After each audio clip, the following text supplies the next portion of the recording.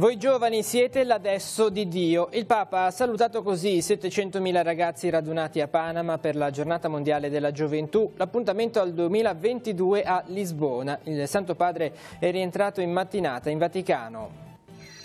A Chiavari la Giornata della Pace dell'Azione Cattolica Ragazzi, decine i giovani delle parrocchie che hanno declinato nello stare insieme il valore della pace e del rispetto. I migranti della Sea-Watch, siamo disponibili ad accoglierne alcuni. Così la Casa Famiglia Papa Giovanni XXIII al Santuario della Guardia di Genova. L'associazione invita a non perdere il senso di umanità. Rendere uniformi i programmi di alcune discipline nei licei d'Europa. La proposta contenuta in una petizione firmata dagli studenti del Marconi del Pino di Chiavari, indirizzata al Parlamento europeo. Serie C, una bella Virtus Entella batte al Comunale il Cuneo 3-1. Buono l'inserimento dei nuovi acquisti. Paroni blocca un rigore avversario. In settimana il turno di Coppa Italia con la Carrarese.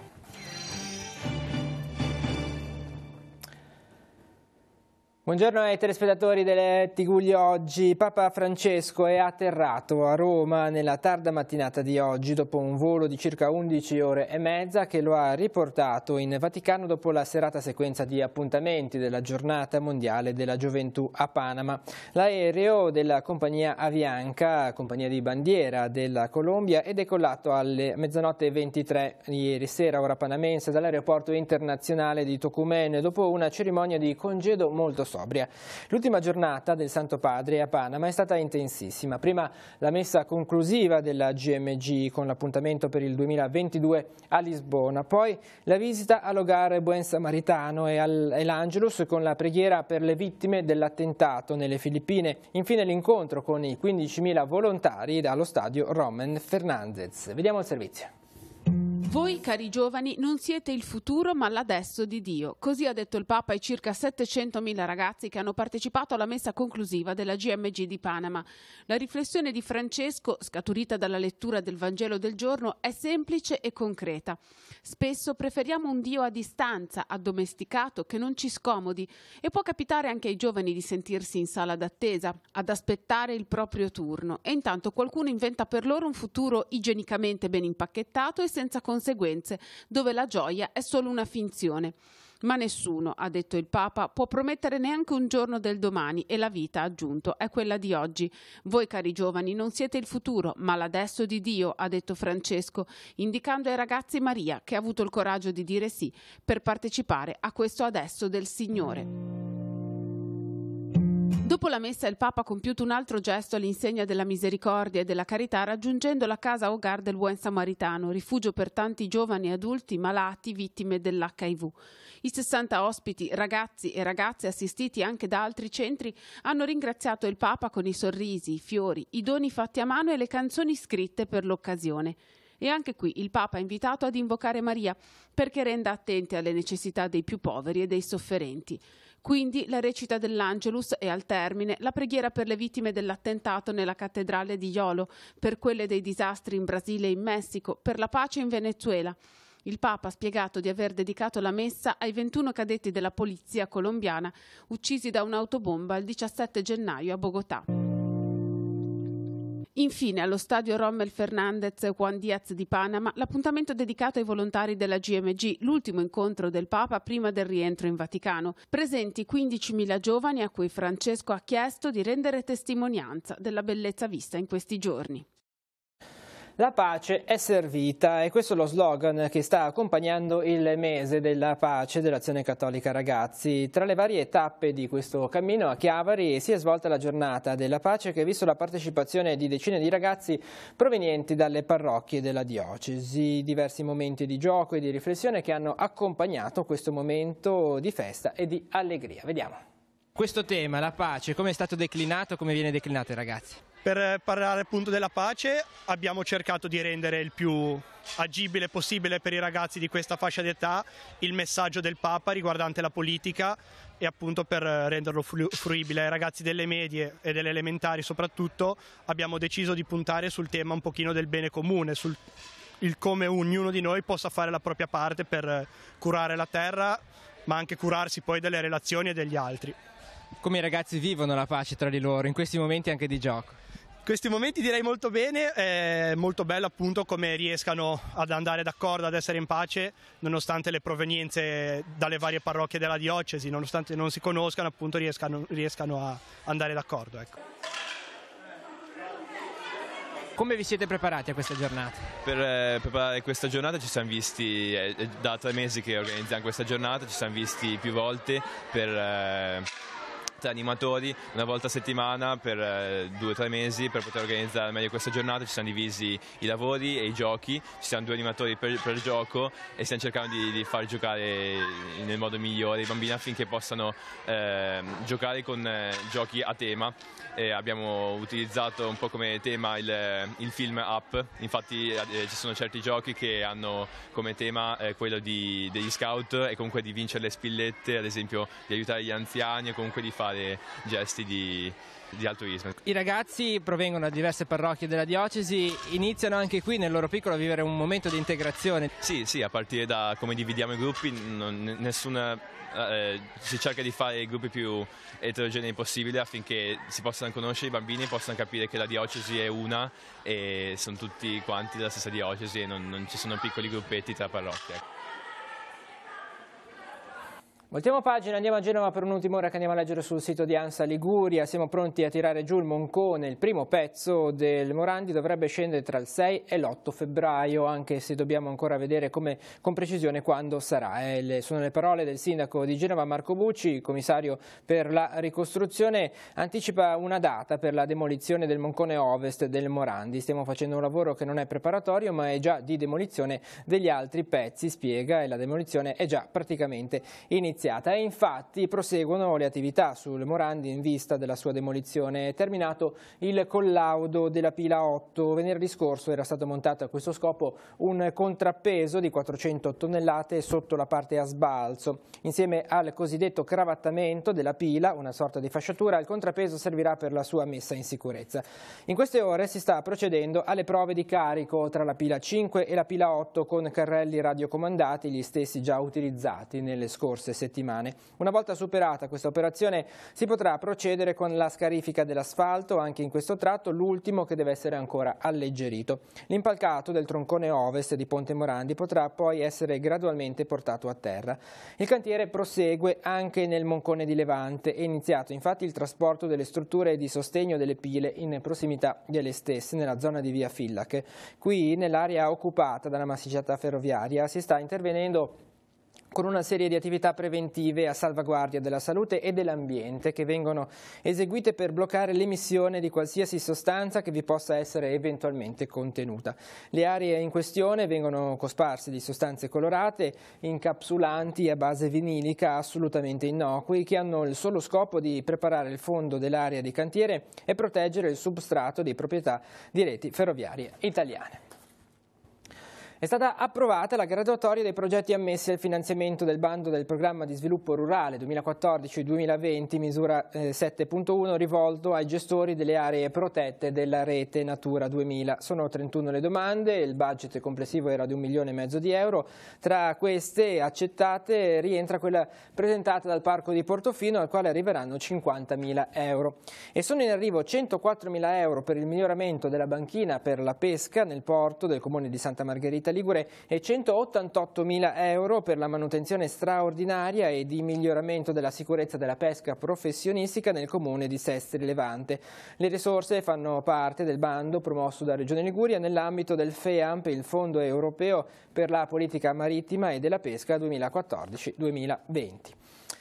A Rapallo adesso giovedì 31 gennaio e venerdì 1 febbraio il centro di raccolta dei rifiuti in località Poggiolino resterà chiuso per le attività legate al cambio di gestione del servizio di pulizia e raccolta rifiuti nei comuni di Rapallo e Zoagli. Nei prossimi giorni verrà comunicato il nuovo orario di apertura del sito. E a Rapallo, fuga di gas verso le 20 ieri sera in via Trieste. A Rapallo, all'interno di un panificio, per un guasto era saturo di gas. Il panificatore è entrato nel locale dopo alcuni giorni di ferie, è rimasto intossicato ed è stato trasportato all'ospedale. Fortunatamente non è in pericolo di vita. I vigili del fuoco hanno dovuto lavorare fino a mezzanotte per scongiurare qualsiasi altro problema. Non è stato necessario evacuare gli appartamenti del caseggiato, ma via Trieste è rimasta chiusa al traffico per tutta la serata.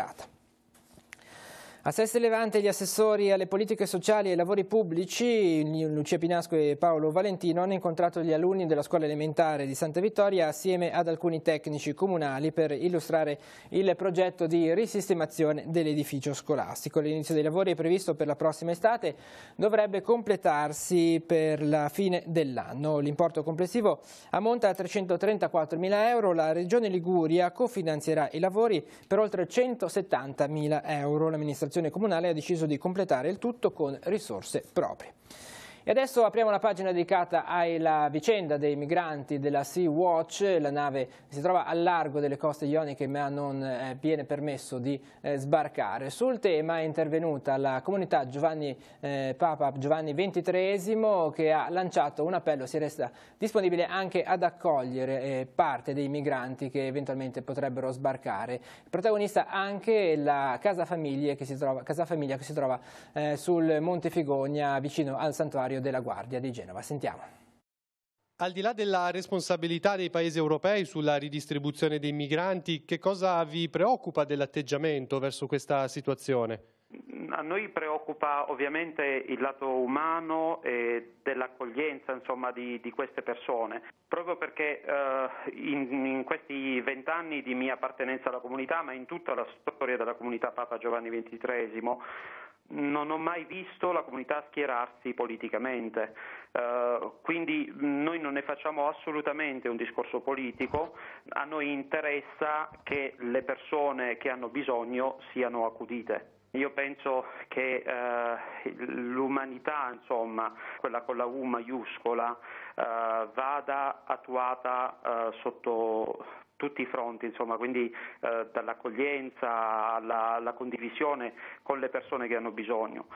Di fatto noi comunque come comunità abbiamo già organizzato i cosiddetti corridoi umanitari, quindi altre maniere per, così come si dice, no, rimaniamo umani, per rimanere umani ci sono. La comunità Papa Giovanni XXIII si è dato disponibile ad accogliere i migranti. Nel vostro caso, se ci fosse questa possibilità, sareste d'accordo, disponibili? C'è spazio anche qui sul nostro territorio? Sì, assolutamente sì. Anche qui nel territorio ligure ci sono delle disponibilità per l'accoglienza di queste persone. Anche nella vostra casa famiglia, se arrivasse un migrante, sarebbe contento di ospitarlo? Sì, noi siamo una di quelle case che ha dato disponibilità, quindi sì, assolutamente. I nuovi orizzonti europei dei giovani è il tema del convegno organizzato a Chiavari dalla Società Economica, che ha visto come protagonisti gli studenti del liceo Marconi del Pino e quelli del Luzzati, che hanno elaborato il testo di 2 petizioni da presentare al Parlamento europeo. A impreziosire l'incontro una esibizione al pianoforte della giovanissima Dea Dani. Vediamo. Come avete lavorato e che cosa chiedete a questa Europa? Insieme ad altri 12 ragazzi, sempre del Marconi del Pino ma di differenti indirizzi, abbiamo redatto una petizione. Una petizione che ha lo scopo di creare sul territorio dell'Unione Europea un luogo fertile per lo scambio di opinioni, idee, culture tra i giovani di nazionalità diverse ma accomunati dal fatto di essere cittadini europei. A tal fine ci siamo focalizzati sull'istruzione, ritenendo che sia il motore della crescita individuale e personale di ogni giovane. Abbiamo infatti proposto di attuare una sorta di omogenizzazione dei vari sistemi scolastici, limitatamente però alle materie a carattere transnazionale e oggettive, con lo scopo di agevolare appunto gli studi e gli scambi nei vari Stati membri. Sostanzialmente la nostra petizione consiste nel creare questo sistema scolastico europeo in modo da agevolare un confronto, uno scambio tra uno Stato e l'altro, tra ovviamente persone, studenti della coetanea contemporanei, e ovviamente non toccando le materie umanistiche che rappresentano la tradizione di ogni nazione, bensì invece omogenizzando materie quali informatica, scienze, matematica, economia. Ciò che è il nostro obiettivo è principalmente unire più persone possibili all'interno di una realtà così vasta, e appunto lo scopo di questa petizione sarebbe agevolare questo scambio di ideali, di tradizioni, ma anche informazioni per poter unificare ancora di più questa grande Europa.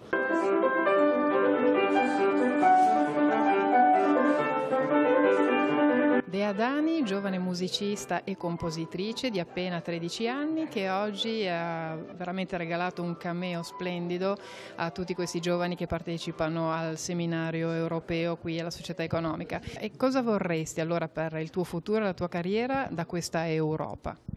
Di suonare in tutta Europa, anche per esempio a Parigi, Berlino, che è la capitale della musica, Vienna, tutte. L'Istituto Comprensivo Rapallo celebra la giornata della memoria dedicando un'intera settimana al ricordo della Shoah. La prima iniziativa è stata l'inaugurazione di una mostra sul tema con disegni, poesie e manifesti plastici creati dagli alunni di tutte le classi della scuola. Fino a giovedì 31 gennaio i locali dell'istituto resteranno aperti al pubblico per permettere la visita. Questa mattina gli studenti di terza media hanno incontrato Bice Parodi, figlia della deportata Piera Sonnino, testimone della Shoah italiana e autrice nel 1960 di un memoriale sulla sua esperienza di sopravvissuta al campo di concentramento di Auschwitz. Oggi pomeriggio alle 16:30 la scuola aprirà alla città per presentare una commemorazione delle vittime dell'Olocausto attraverso un recital i cui brani musicali curati dai docenti di strumento e di canto corale si intervalleranno alle letture tratte da Il violino di Auschwitz di Anna Lavatelli. Le classi quinte della scuola elementare Pascoli hanno ascoltato le testimonianze di Giorgio Scocco, figlio di un ex deportato rapallese che dal campo di concentramento di Gotha scrisse un diario, e di Letizia Teglio, nipote dell'aviatore che salvò dai nazisti migliaia di ebrei. Linea adesso alla rassegna stampa per vedere i titoli dei giornali in edicola quest'oggi. Ci rivediamo dopo per altre notizie e i servizi di sport. Corriere della Sera, nave, piano per il sequestro, Di Maio, migranti in Olanda, staffetta dei parlamentari sulla Sea-Watch, la strategia dei due vicepremier, aperta l'inchiesta di 5 Stelle, sì all'indagine su Salvini. Il Papa a Panama, Francesco ai giovani, Maria influencer di Dio. E poi vi spiego il nuovo reddito, Pasquale Tridico, ideatore del provvedimento, spiega come funzionerà il piano per contrastare la povertà. Mattarella, cambio di passo, l'analisi di Marzio Breda che dice si passa da super partes a interventista. Orrore in casa, ucciso a 7 anni a mani nude, accusa il compagno della madre, un tunisino di 24 anni, è accaduto ad Acerra vicino a Napoli. E poi l'appello di Guaidó ai soldati, non reprimete le proteste, Maduro contro l'Unione Europea, nessuno ci dà ultimatum. E poi c'è questo articolo, i neonati al sud muoiono il 40% in più. Andiamo a vedere all'interno del Corriere della Sera, la disponibilità inizia in culla, reparti di maternità piccoli e poco attrezzati. Al sud nei primi 12 mesi il rischio di mortalità è più alto del 40% rispetto alle regioni del nord. Il primato positivo spetta al Triveneto che ha gli stessi identici dati della Norvegia. Andiamo invece adesso al secolo XIX che apre con il caso Venezuela, ma anche la Sea-Watch nel governo e l'ora delle liti. Il leader leghista attacca Di Maio, non puoi stare con Maduro, blitz a bordo di 3 deputati dell'opposizione a bordo della Sea-Watch, Toti Forza Italia non rimonta litigando con la Lega. Terzo valico, TAV, grandi opere, il 65% degli italiani vota per il sì in un sondaggio nazionale. E poi Carige, la BCE, Banca Centrale Europea, valutare l'azione di responsabilità degli ex vertici. Esami nelle ASL, la regione multerà chi salta le visite senza preannunciare prima, naturalmente il piano della Liguria per ridurre le tasse. E poi ancora YLab, per amministratore delegato un ex calciatore si apre la caccia ai nuovi mercati. Allora per il calcio l'Entella batte il Cuneo 3-1 e riparte all'inseguimento. Da Rapallo si riparte con migliaia di persone alla fiera di San Sebastiano, riparte con il boom della fiera a San Sebastiano in migliaia per il ritorno. Dopo un anno di stop l'evento della tradizione, alcune delle 400 bancarelle collocate anche in Piazza Cile, e nonostante questo questo vigili, carabinieri e polizia dicono che è stato superato il test della viabilità, rimozione forzata solo per 13 mezzi, varchi auto antisfondamento e furgoni in piazza delle Nazioni, tutto si è svolto nella piena regolarità.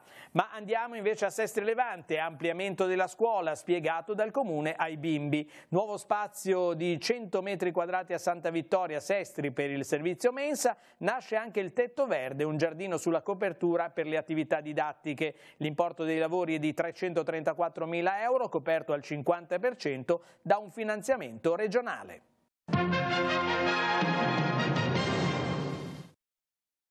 Per gli aggiornamenti andiamo in redazione con Emanuela Castella. Grazie Andrea, buongiorno a tutti. Torna in quest'anno, nel 2019, il servizio di trasporto via autobus di ATP fra il Levante e l'aeroporto Cristoforo Colombo. Due le novità. Innanzitutto le corse inizieranno nei giorni che precedono la Pasqua e non saranno dunque limitate alla sola stagione estiva. Inoltre il collegamento verrà esteso a tutto il Tigullio e alle Cinque Terre. Infatti fra il luglio e il settembre del 2018 il collegamento aveva funzionato da Portofino a Genova, passando anche per Rapallo e Santa Margherita Ligure. Adesso si punta ad estendere il servizio a Chiavari, Lavagna e Sestri Levante e al territorio fra Levanto e le Cinque Terre. Per questo oggi si svolge un incontro fra i sindaci, il Parco delle Cinque Terre, i responsabili di ATP Regione e Città Metropolitana. Nel corso del 2018 il servizio era stato utilizzato da 1.635 persone. È tutto, linea allo studio. Grazie, apriamo la pagina dello sport, adesso con il calcio, la Lega Pro, una bella Virtus Entella ha battuto 3-1 il Cuneo, torna alla vittoria davanti al pubblico di casa. Per i biancocelesti, reti di Motta Carvaglio, Iocolano ed Eramo, da segnalare anche un rigore del Cuneo parato da Paroni. Prossimo incontro di campionato domenica 3 febbraio sul campo della Pistoiese. Sentiamo le interviste a fine gara. Una bella Entella torna alla vittoria davanti al pubblico amico, batte 3-1 il Cuneo e sfata anche il tabù della bestia nera della formazione piemontese. È stata una buona partita, Entella con un approccio aggressivo ha subito voluto mettere le cose in chiaro e in vantaggio i biancocelesti con il solito gol di Dani Motta Carvaglio, il raddoppio del neoacquisto Simone Iocolano arrivato in settimana dal Monza. Nella ripresa il Cuneo ha provato a tornare sotto e riaprire la partita, c'è stato un calcio di rigore in favore dei piemontesi parato dal numero 1 biancoceleste Andrea Baroni, vera bandiera e sempre più idolo della platea del Comunale. Nel finale il terzo gol di Mirko Eramo e proprio all'ultimo secondo il gol della bandiera della formazione di mister Scazzola. Era importante oggi contro una squadra comunque ostica, una squadra che sta facendo bene nonostante le problematiche societarie che comunque in questo momento hanno, ma noi dovevamo avere questo approccio anche e soprattutto dopo la battuta d'arresto ad Olbia, quindi la squadra mi è piaciuta moltissimo nel primo tempo, soprattutto perché non ha concesso niente, nemmeno la ripartenza agli avversari. Mi aspetto, ripeto, che la squadra abbia un atteggiamento come quello del primo tempo o comunque nei minuti finali. Sì, è stata una buona partita contro una squadra fastidiosa che comunque non ha quasi mai creato problemi nel nostro reparto difensivo, che però ha rischiato di riaprire la partita con il rigore un po' generoso dato dall'arbitro. Poi sul 3-0 comunque la partita è stata chiusa e quindi bella vittoria. Non era facile anche perché naturalmente l'intesa va affinata, eppure sembravi già un veterano oggi in campo con questa maglia. No, fa piacere, comunque il gruppo mi ha accolto al meglio nonostante sia arrivato ieri. Poi con i ragazzi qualcuno lo conoscevo già, qualcuno ci conosceremo meglio, poi in campo mi hanno dato una grossa mano per inserirmi al meglio e per fare un'ottima partita. Sono messo a disposizione del gruppo e ho cercato di fare tutto quello che mi era stato chiesto. È difficile entrare un po' nei meccanismi perché comunque mi sono allenato 2 giorni, però sono contento perché ho contribuito alla vittoria con un gol e quindi non posso chiedere di meglio oggi. La Serie D, una vittoria e una sconfitta per le Tigulline nel girone A. Nella 21esima giornata del campionato la Lavagnese, tra le mura amiche, ha battuto 2-0 gli avversari del Milano City. Le reti di Tossa all'11° del primo tempo e di El Cagliari al 44° del secondo tempo. Sconfitta per 2-0 invece il Sestri Levante nella trasferta sul campo della Folgore Caratese. Le reti di Gioè al 19° del primo tempo e di Cico al 13° del secondo tempo. In classifica la Romagnese 28 punti, Sestri Levante 23. Nel prossimo turno i bianconeri saranno in trasferta sul campo del Lecco, mentre i corsari ospiteranno il Savona. E concludiamo sempre con il calcio femminile, andiamo sul nostro sito teleradiopace.com. Le ragazze del Rupinaro Sport si sono aggiudicate la Coppa Italia regionale nella finale disputata ieri pomeriggio a Cogoleto con la Lassio. Finita 2-2 ai tempi regolamentari, la vittoria delle chiavaresi è maturata ai rigori con il risultato finale di 7-6.